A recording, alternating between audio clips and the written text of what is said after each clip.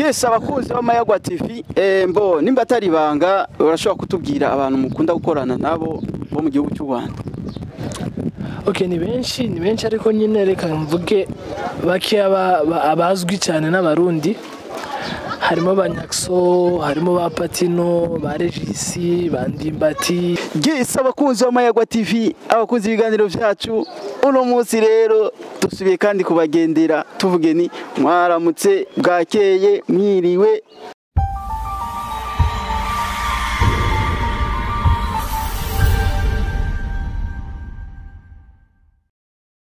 Yes, abakunzi b'Amayagwa TV, abakunzi ibiganiro byacu, uno munsi rero dusubiye kandi kubagendera tuvuge ni mwaramutse bwakeye mwiriwe bivanye n'akarere mutumbereyemo. Rero uno munsi turi hehe? Uno munsi turi mu Nyakabiga hehe ku Gicenda, mu Nyakabiga gatatu haruguru gatoya ni wakari.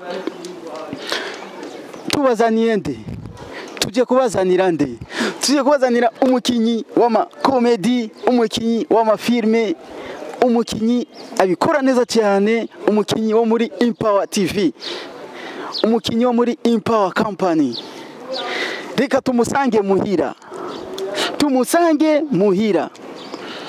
tumubaze idonido ry'ukuntu ibikorwa byabo bigenda, tumubaze akarere kabo kuntu gapanze, tumubaze ibintu bitandukanye. Tuzi ko muri Empower TV bafite ibintu by'amakolabo bakinana n'abantu bo mu Rwanda, kandi tuzi yuko Empower TV akenshi ikorera ngaha mu Burundi. Reka rero tubakurikire rero tubasange muhira, tubabaze idonido ry'ibikorwa byabo. Yes, cameraman tucomoke 20 tugende je nasaze tugende 20 tugende tumusange muhira. Yes, abakunzi b'Amayagwa TV, abakunzi ibiganiro byacu, abakunzi b'amakomedi, abakunzi b'amafilme, uno munsi rero nkuko twababwiye ni twagendende turi kumwe n'umukinyi mwiza cyane, umukinyi abikora neza cyane. Sishimiye kubabwira ahantu abikorera ivyo bintu byabo, ariko n'umukinyi w'amakomedi wenyine araza kwivugira ahantu amakomedi yabo akunda kuboneka kenshi. Tufise ibibazo byinshi tuza kumubwira uno munsi, tufise inkuru nyinshi tuza kumubaza uno munsi kugira ashobe kuduha umuco. Rero reka tumwakire ku kamera z'Amayagwa TV atubwire idonido ibintu uko bizifashe mu bikorwa byabo. Reka tukwakire bro.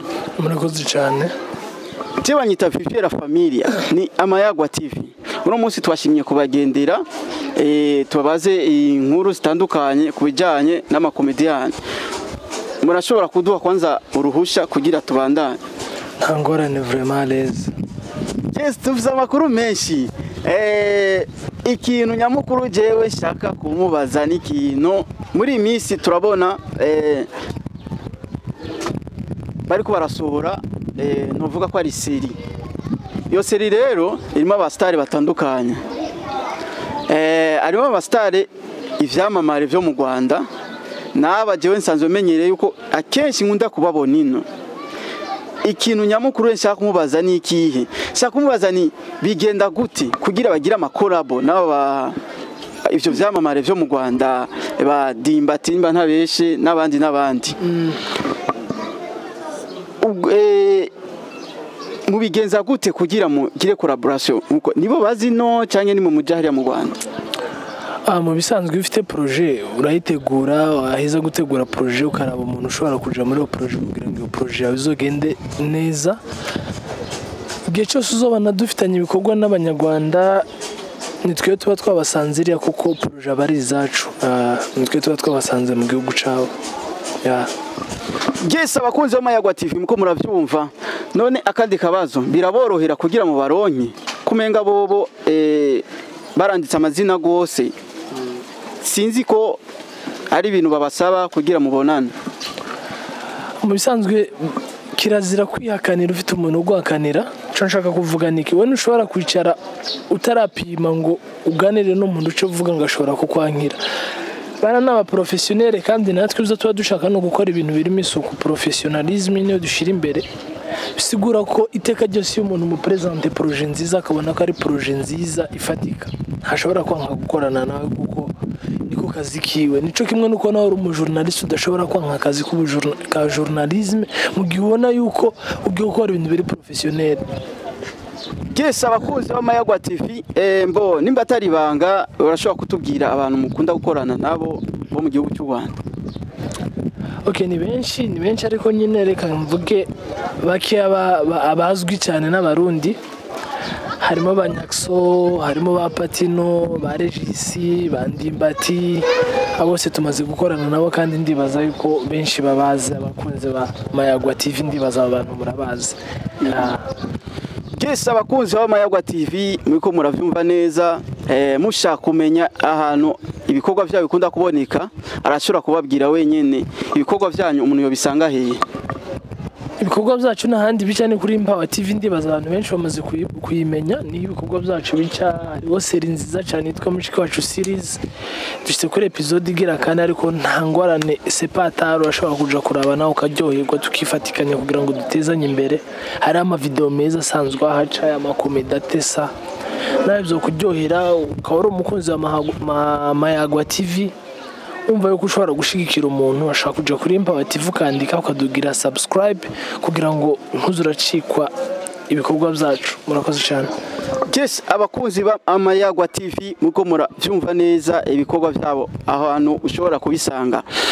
Bo ikindi kibazo abakunzi b'Amayagwa TV bafise Gasore yajemo gute? Eske Gasore aracabandanya ubu yarinjiye muri Umva TV canke akorera habiri kuri Gasore Comedy na Umva TV? Ubisanzwe Gasore ari muri management yacu no mukinyi wa Umva TV no amaze kwinjira muri famille kuko Umva TV ni mu bisanzwe ni Umva company ni company nini ya cyane isupporting umuntu wese ufite impano ufite talent.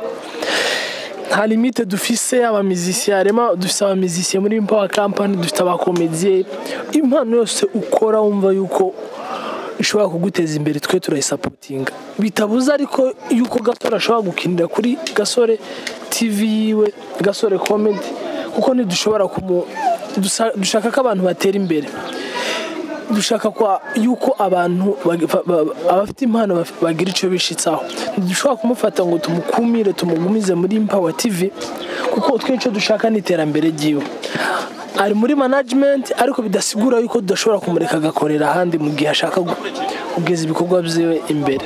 Niko twe dukora muri management yacu. Siza management usanga zabaniye abantu ngo ntushobora gukina ku indi televiziyo ngo uronse publicité ngo ntushobora kuyikora ngo mpaka unegose n'aba manager oya twe manager wacu buri cyarakemutse atubwiye ati ufite impano yawe ubonye aho ahandi ushobora guperforminga uzi ko waronka quelque chose ni droit yo kugenda. Niko twe dukora. Yes, abakunzi b'Amayagwa TV uyu ni Cadeau mugabo umenga hari irindi zina bakunda kwita mu makomedi ndo basi nishi izina rya Yuniha ya Yes, abakunzi b'Amayagwa TV uyu ni Cadeau Yuniha. Ico ni gishinwa cyane je ni izina ry'igishinwa nagise bivanye na video twakinyira ira trendinga cyane nabaye mu Chinese umva bitaye ngombwa yuko nyine tunakoresha iryo zina kuko n'ibyo abantu benshi baramaze kumenya. Bakunzi b'amakomedi bakunzi b'amafilme ini Umva TV abantu mutarayikurikirana nyaruka murabe Umva TV murabe ama video yabo murabe ama collabo yabo. Ndakubaze gato none iyo mugiye gukora amakorabo mu Rwanda nta buryo bwinshi bishobora kubafata? Mvuze ngo nta buryo bwinshi bidufataho no bagiye kubesha kuko urabona yuko ndibaza we equipe yacu timu yacu yose urayizi kubona yuko muri timu yanyu mushobora kuvana mukaja mu gihugu kitari canyu bisaba yuko mu ahantu mushikira ibyo mufungura location ama déplacement ubu muzokinana umva nyine tubisaba uburyo atari umu manager atimbanye navuga ati azibya ariko arakora azibya arimo vraiment abantu bake ashobora gusuporta ayo masharge biragoye antuka biragoye ariko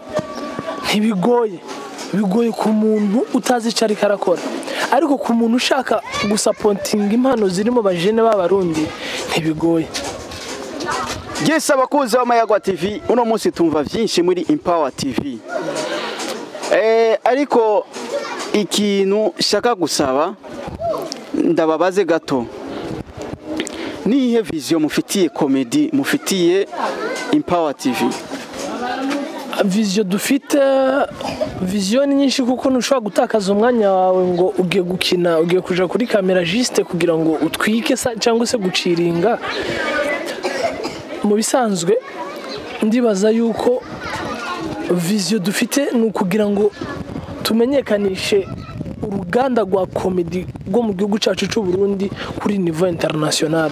Sibyo cyo ni cyambere dukeneye ko filime zacu nazo zija ku rwego rw'aba Nigeria, zija ku rwego rw'aba Tanzania.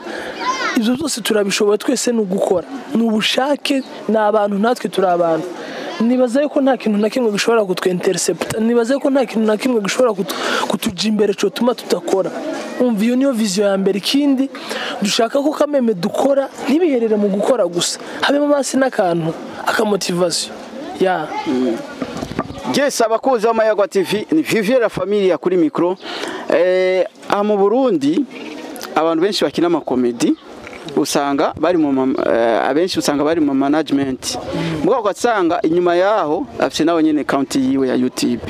Namwe muri Empower TV nuko mumeze? Singiye gukontrediza abantu bashobora kuba barakoze ibyo bintu, ariko nje mba numva yuko umugiye ushobora kugira ni opinion yanje kandi buri muntu avuga ikintu nakibona. Twe mu bisanzwe cyo kintu turamaze kuronka abantu benshi babitubwira ati urabona yuko byenda mumaze gutera imbere. Ego ntituratera imbere bya cyane, ariko basi nyine hari akantu sinka mbere mutegerezo kuba mufite amashene yanyu ya YouTube, ejo n'ubundi management bishobora gushika bigahera, mukaba mufite konte yanyu ya YouTube muze murashira ibintu byanyu. Nje nibaza yuko twe ntibiraba, nta nibyo ndatekereza, nta nibyo niyumvira ko byenda ari n'umwe ushobora kubikora mu bo dukorana, kuko manager wacu ndamufitiye icyizere cyane kandi ntashobora kutulashe gutya bisanzwe, kuturelashe ngo bigende uko nguko. Mani turizera ni ikintu cya mbere mu bisanzwe. Iyo mukeneye ngo ibikorwa byanyu bitera imbere, mu bisanzwe abagabo bapfa ibintu birapfa umugore cyangwa amahera. Sibyo mu gihe mudashobora gupfa umuntu umugore, ntimwongere gupfa amahera. Nta kindi kintu abagabo bashobora gupfa. Icya mbere nimba mukeneye ko ibintu byanyu bitera imbere ni ukucara mukaganira mukabwizanya ukuri. Nje ngiye kugweza urugero, urana Empower TV nta kintu na kimwe manager wacu igera tunyegeza. Amahera nimba ari amahera twinjije ninjiza uje kuyaretira. Repartition équitable. Wanashima nta n'amahera amahera YouTube twinje nta nayatwara, nitwe tuyatwara abakinyi. Twera tubwira ati objectif yiwe amahera mukura kuri YouTube bisa amahera nshobora kwicara ngo adutera ama conflit. Nta mahera arimo vraiment aba YouTuber murabizi, nta birenze, nta ka motivation. Iwe ratubwira ati amahera azova muri YouTube na yanyu, mugende ni force zanyu mwaforunisha. Ico nshaka nabaye platform, mugende ejo n'ejo bundi muzobeho muvuga yuko aho mugeze mwahagejejwe nanje. Ni objectif urumva ko atari umuntu uri kuviza amahera, ni umuntu ushaka gusupporting impano ziri mu bajene b'abarundi. Yes, abakunzi b'Amayagwa TV, ni Empower TV na Amayagwa TV byahuye. Uno munsi tumva vyinshi tutari tuzi kuri Empower TV. Cadeau, amakomedi yanyu kwanza ndakubwire felicitation, komedi zanyu ziraryoshe gose. Merci beaucoup. Nawe ku bwawe watangiye kwiyumvamo gute ko ushoboye gukina komedi?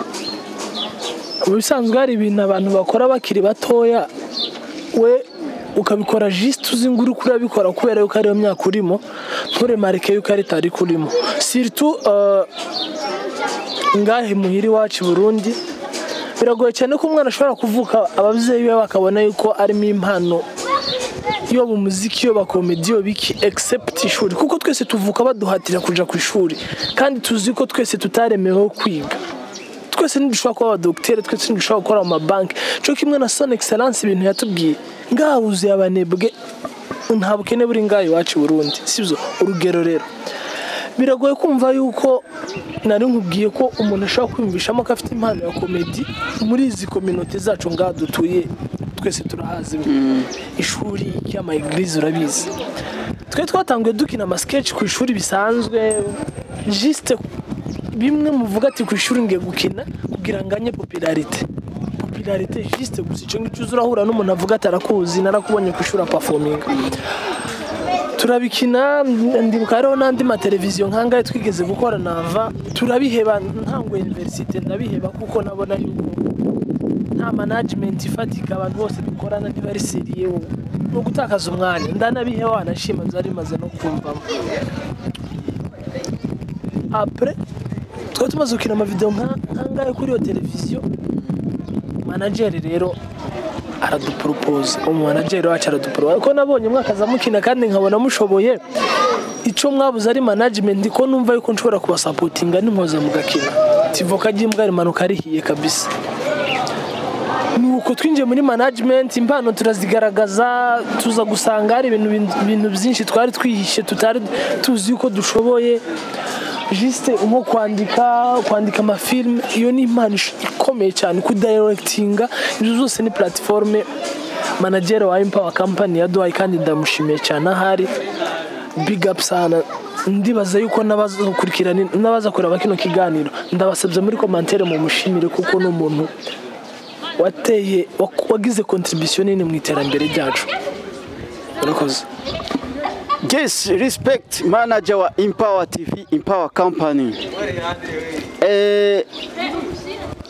Akabazo novuga ni sinakabazo katari nimba atari banga muri Empower company cyangwa muri Empower TV musanzwe muri abantu bangana gute?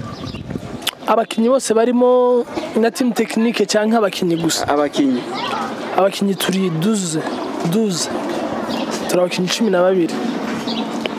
Akajambo novuga ni tushobora gusozerera ikiganiro ubwiye iki abakunzi ba Empower company, Empower TV na Amayagwa TV? Ndahera ku bakunzi ba Amayagwa TV kuko nibo baza kuraba kino kiganiro ba mbere. Ikintu kimwe no basaba vraiment twese turi bamwe dusupportingane. Nimba ubonye link ya Vivre la familia gira partage nta kintu na kimwe uhomba vraiment amayinite ni yayandi umuja gusupportinga aba Nigeria mutabazi musupportinga abanyarwanda mutabazi ngaha turabarundi dutezanye imbere vraiment. Ikindi ku bakunzi ba Empower TV baza kureba ino interview cyo nabasaba no kugenda kuri televiziyo y'umwene data ari nyene Amayagwa TV ukamugira sabone ukaactiva na nani ya notification kugira ngo uzura kurikirana ibiganiro hato na hato umuteza imbere nta yindi follow nimwe ushobora kumuheza atari kugira abone gusa. Niyo service yonyine tubasabye n'abakunzi ba Amayagwa TV memema muje kuri Empower TV mutugire subscribe muze murakurikirana ibikorwa byacu kandi dukundane murakoze cyane. Yes, abakunzi ba Amayagwa TV ivyo rero mwavyumvise ibintu muguma mungubitisha amaswata mudakurikirana ibintu byanje mubona notification mukaca murengana ifoko duhinduka dukundane dutezanye imbere uko nyene n'abakunzi ba Empower TV. Yes, twari kumwe n'umukinyi akomeye cyane mu bintu by'amakomedi muri cyane muri Empower TV. Eka tumushimire cyane vuge ni brother turagushimiye cyane. Murakoze cyane namwe ku butumire bwanyu. Wakoze guheba ibintu warimo ukaduhebera umwanya tukayaga nawe. Merci sana namwe mwakoze cyane. Yes, abakunzi b'Amayagwa TV ni Vivre la familia kuri micro na Amayagwa TV eka tubasezere tuvuge ni ciao ciao.